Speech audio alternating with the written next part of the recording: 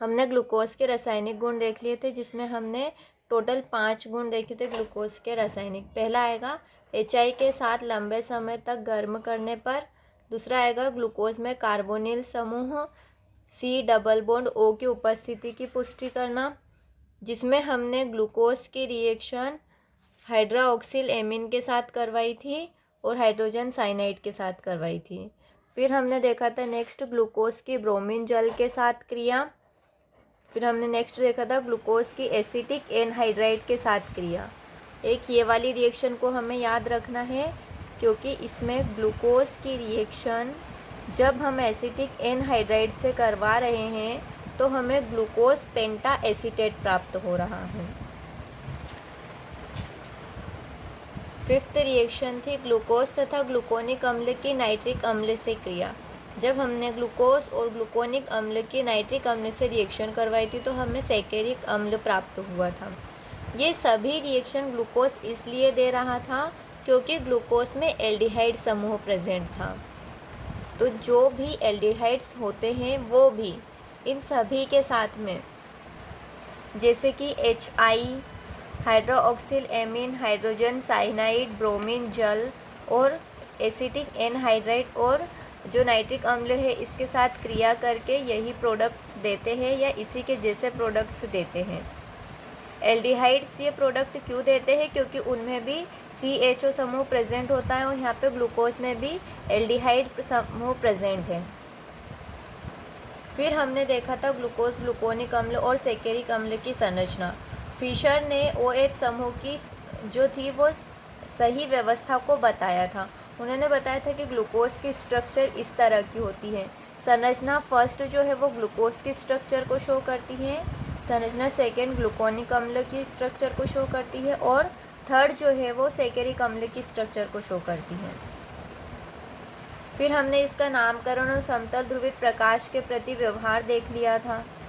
इस वीडियो में हमें देखना है कि ग्लूकोज जो है जिसमें एल्डिहाइड समूह प्रेजेंट है वो कुछ रिएक्शन तो देते हैं जो दूसरे एल्डिहाइड्स देते हैं, परंतु कुछ रिएक्शन ऐसी है जो ये ग्लूकोज नहीं देता है, इसमें एल्डिहाइड समूह प्रेजेंट होते हुए भी, और बाकी जो दूसरे एल्डिहाइड्स होते हैं वो ये रिएक्शन देते हैं।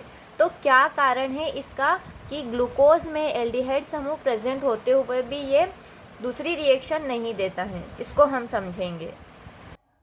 अब हम देखेंगे ग्लूकोज की चक्रीय संरचना।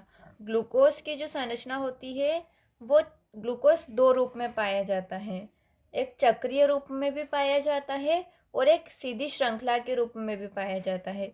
तो जब ग्लूकोज सीधी श्रृंखला के रूप में पाया जाएगा तो ये उपरोक्त 5 रिएक्शन बताएगा जो कि हमने पढ़ी थी, परंतु जब ये चक्रीय रूप में पाया जाएगा तो ये निम्न अभिक्रियाएं नहीं देता है।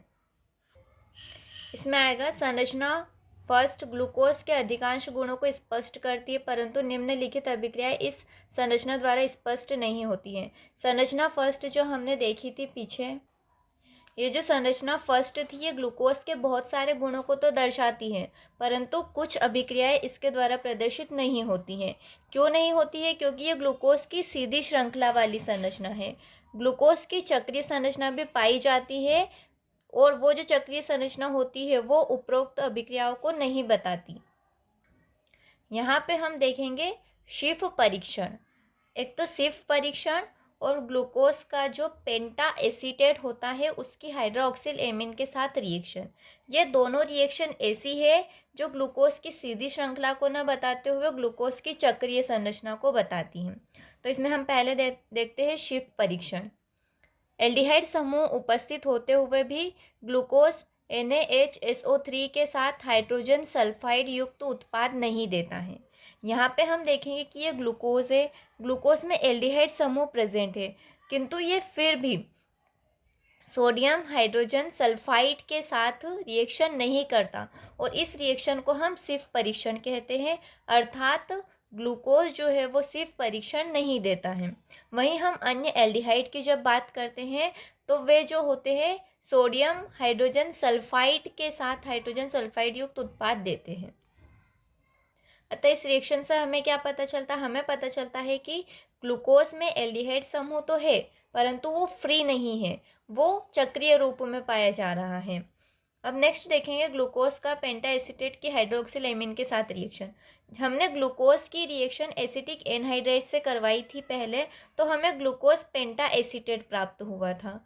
अब जब हम इस ग्लूकोज पेंटा एसीटेट की रिएक्शन हाइड्रोक्सिल एमीन के साथ करवाएंगे तो ये कोई रिएक्शन नहीं देगा ग्लूकोज का पेंटा एसीटेट। परंतु जब हम अन्य एल्डिहाइड लेते हैं और उसके पेंटा एसीटेट की रिएक्शन हाइड्रोक्सिल एमीन के साथ करवाते हैं तो वो रिएक्शन देते हैं। इन दोनों रिएक्शन में ही ग्लूकोज का जो एल्डिहाइड समूह है वह होना ज़रूरी है यहाँ पर भी, क्योंकि ये जो एल्डिहाइड समूह है यही NaHSO3 के साथ में रिएक्शन करेगा और NH2OH इसको बोलते हैं हम हाइड्रोक्सिल एमीन और इसको बोलते हैं हम सोडियम हाइड्रोजन सल्फाइड। तो सिर्फ परीक्षण भी नहीं देता है ग्लूकोज, और ग्लूकोज का पेंटा एसीटेट हाइड्रोक्सिल एमीन के साथ भी रिएक्शन नहीं करता है। बाकी अन्य एल्डिहाइड जो है वो सोडियम हाइड्रोजन सल्फाइड के साथ रिएक्शन भी देते हैं, और जो अन्य एल्डिहाइड है उनके जो पेंटा एसीटेट नहीं आएगा यहाँ पे, सॉरी एसीटेट आएगा।